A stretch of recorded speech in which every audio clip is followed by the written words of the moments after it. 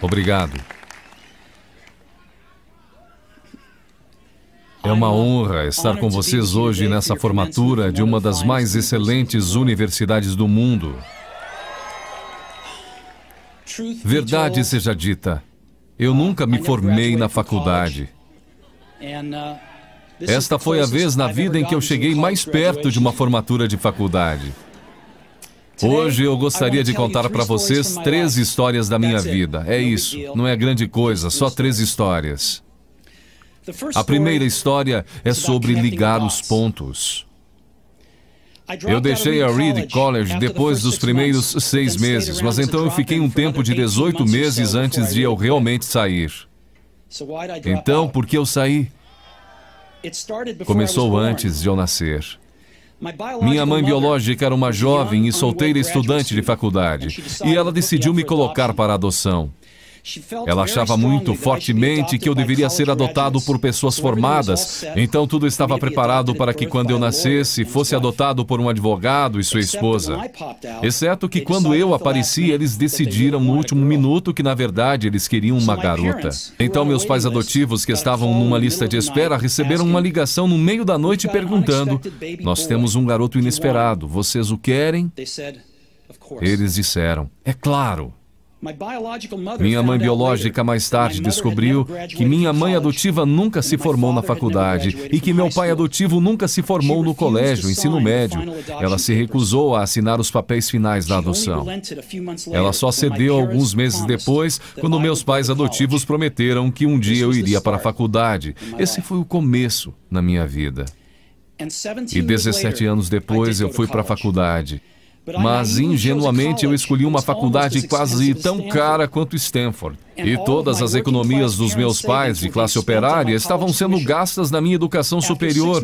Depois de 6 meses, eu não podia enxergar o valor daquilo, eu não tinha ideia do que queria fazer com minha vida, e nenhuma ideia de como a faculdade poderia me ajudar a descobrir. E lá estava eu, gastando todo o dinheiro que meus pais economizaram durante suas vidas inteiras. Então eu decidi sair e confiar que tudo ia acabar dando certo. Era bem assustador naquela época, mas olhando para trás, foi uma das melhores decisões que eu já tomei. Assim que eu saí, eu pude parar de assistir às aulas obrigatórias que não me interessavam e comecei a assistir as que pareciam interessantes. Nem tudo foi tão romântico. Eu não tinha um dormitório, então eu dormia no chão do quarto dos amigos. Eu devolvia garrafas de Coca-Cola aos depósitos por 5 centavos para poder comprar comida, e eu andava 7 milhas através da cidade toda noite de domingo para pegar uma boa refeição semanal no templo Hare Krishna. Eu amava aquilo. E muito do que eu encontrei seguindo minha curiosidade e intuição se mostrou de valor incalculável mais tarde. Deixe-me dar um exemplo. A Reed College, naquele tempo, oferecia, quem sabe, a melhor instrução sobre caligrafia no país. Por todo o campus, cada pôster, cada etiqueta em cada gaveta apresentava uma bela caligrafia manual.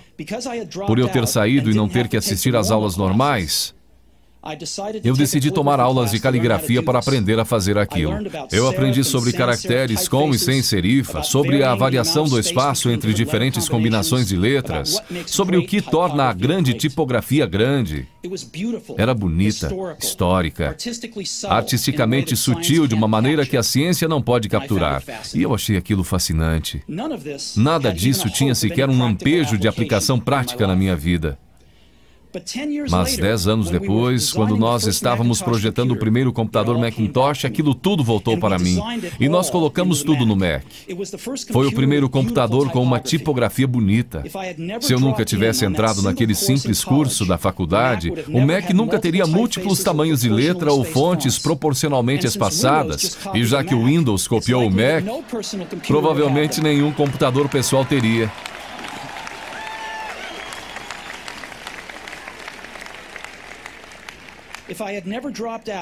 Se eu nunca tivesse deixado a faculdade, eu nunca teria entrado na aula de caligrafia, e os computadores pessoais poderiam não ter a maravilhosa tipografia que eles têm.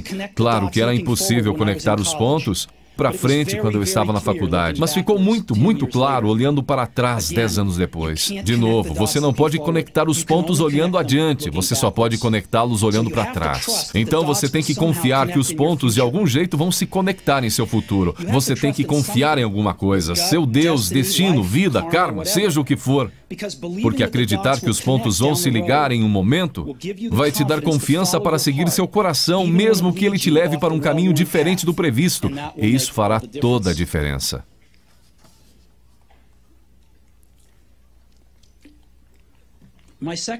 Minha segunda história é sobre amor e perda. Eu fui sortudo. Encontrei o que eu amava fazer cedo na vida.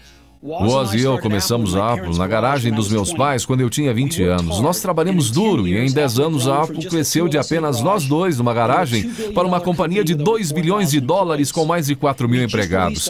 Nós acabávamos de lançar nossa maior criação, Macintosh, um ano antes, e eu fizera 30 anos. E então eu fui demitido. Como você pode ser demitido de uma empresa que você começou? Bem, conforme a Apple cresceu, nós contratamos alguém que eu achava muito talentoso para levar a empresa comigo. E no primeiro ano, mais ou menos, as coisas saíram bem. Mas então nossas visões do futuro começaram a divergir e, eventualmente, nós tivemos uma briga. Quando isso aconteceu, nosso quadro de diretores ficou do lado dele. Então, aos 30 anos, eu estava fora, e muito escandalosamente fora. O que tinha sido o foco de toda a minha vida adulta se foi, e isso me destruiu. Eu realmente não sabia o que fazer por alguns meses. Senti que tinha decepcionado a geração anterior de empreendedores, que tinha deixado cair o bastão no momento em que ele estava sendo passado para mim. Eu encontrei David Packard e Bob Noyce e tentei me desculpar por ter estragado tudo daquela maneira. Foi um fracasso público e eu até mesmo pensei em deixar o vale. Mas alguma coisa lentamente começou a nascer em mim. Eu continuava amando o que eu fazia. As coisas que aconteceram com a Apple não mudaram isso em nada. Eu havia sido rejeitado, mas continuava amando. Foi quando decidi começar de novo. Não enxerguei isso na época, mas ser demitido da Apple foi a melhor coisa que podia ter acontecido para mim. O peso de ser vitorioso foi substituído pelo vazio de ser um iniciante outra vez, sem muita certeza sobre nada. Isso me deu liberdade para começar um dos períodos mais criativos da minha vida. Durante os 5 anos seguintes, criei uma companhia chamada Next, outra companhia chamada Pixar, e me apaixonei por uma mulher maravilhosa que se tornou minha esposa. Pixar fez o primeiro filme animado por computador, Toy Story, e é o estúdio de animação mais bem-sucedido do mundo. Em uma inacreditável guinada de eventos, a Apple comprou a Next. E eu voltei para a empresa, e a tecnologia que desenvolvemos nela está no coração do atual renascimento da Apple. E Lorraine e eu temos uma família maravilhosa. Tenho certeza de que nada disso teria acontecido se eu não tivesse sido demitido da Apple. Foi um remédio horrível, mas eu entendo que o paciente precisava. Às vezes, a vida bate com um tijolo na sua cabeça. Não perca a fé. Estou convencido de que a única coisa que me permitiu seguir adiante foi o meu amor pelo que fazia. Você tem que descobrir o que você ama. Isso é verdadeiro tanto para o seu trabalho quanto para com as pessoas que você ama. Seu trabalho vai preencher uma parte grande da sua vida. E a única maneira de ficar realmente satisfeito é fazer o que você acredita ser um ótimo trabalho. E a única maneira de fazer um excelente trabalho é amar o que você faz. Se você ainda não encontrou o que é, continue procurando. Não sossegue. Assim como todos os assuntos do coração, você saberá quando encontrar. E como em qualquer grande relacionamento, só fica melhor e melhor à medida que os anos passam. Então continue procurando até você achar. Não sossegue.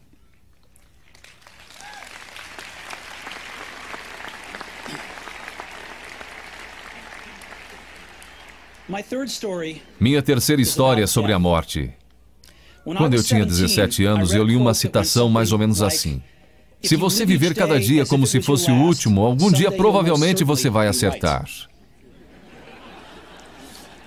Aquilo me impressionou e desde então, nos últimos 33 anos, eu tenho olhado no espelho cada manhã e perguntado a mim mesmo, se hoje fosse o último dia da minha vida, eu ia querer fazer o que eu vou fazer hoje? E sempre que a resposta foi não, por vários dias seguidos, eu soube que eu tinha que mudar alguma coisa. Lembrar que eu logo vou estar morto é a ferramenta mais importante que eu já encontrei para me ajudar a fazer grandes escolhas na vida. Porque quase tudo, toda a expectativa exterior, todo o orgulho, todo o medo de dificuldades ou falhas, estas coisas simplesmente somem em face da morte, deixando apenas o que é realmente importante. Lembrar que você vai morrer é a melhor maneira que eu conheço para evitar a armadilha de achar que você tem algo a perder. Você já está nu, não há razão para não seguir seu coração. Mais ou menos há um ano eu recebi um diagnóstico de câncer. Eu fiz um exame às 7h30 da manhã e ele mostrou claramente um tumor no meu pâncreas.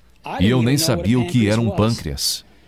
Os médicos me disseram que era quase com certeza um tipo incurável de câncer e que eu não devia esperar viver mais do que de 3 a 6 meses.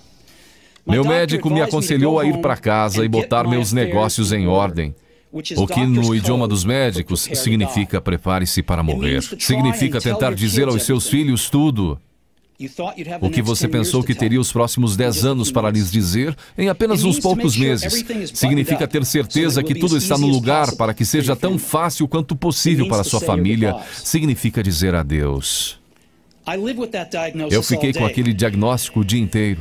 Depois, naquela noite, eu tive uma biópsia, em que eles enfiaram um endoscópio na minha garganta através do meu estômago e dentro dos meus intestinos, colocaram uma agulha no meu pâncreas e pegaram algumas células do tumor. Eu estava sedado, mas minha esposa, que estava lá, me disse que quando eles viram as células no microscópio, os médicos começaram a chorar, porque descobriram que era uma forma muito rara de câncer pancreático que seria curável através de cirurgia. Eu fiz a cirurgia e hoje eu estou bem.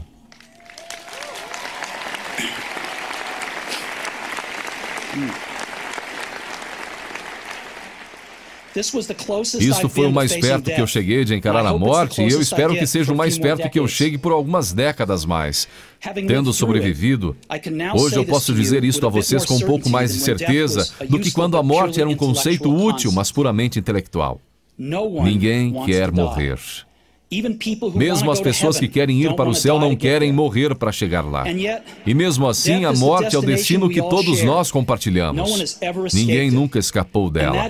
E é como deveria ser, porque a morte é muito provavelmente a melhor invenção da vida. É o agente de mudança da vida. Ela tira o velho do caminho para dar espaço ao novo. Por enquanto, o novo são vocês. Mas algum dia, não muito distante, vocês gradualmente vão se tornar os velhos e sair do caminho. Me desculpe por ser tão dramático, mas é totalmente verdade. Seu tempo é limitado, então não gaste vivendo a vida de outra pessoa. Não caia na armadilha do dogma, que é viver com os resultados do pensamento de outra pessoa. Não deixe o ruído da opinião alheia sufocar sua voz interior. E mais importante, tenha coragem de seguir seu coração e sua intuição. Eles, de alguma forma, já sabem o que você realmente quer se tornar. Tudo mais é secundário.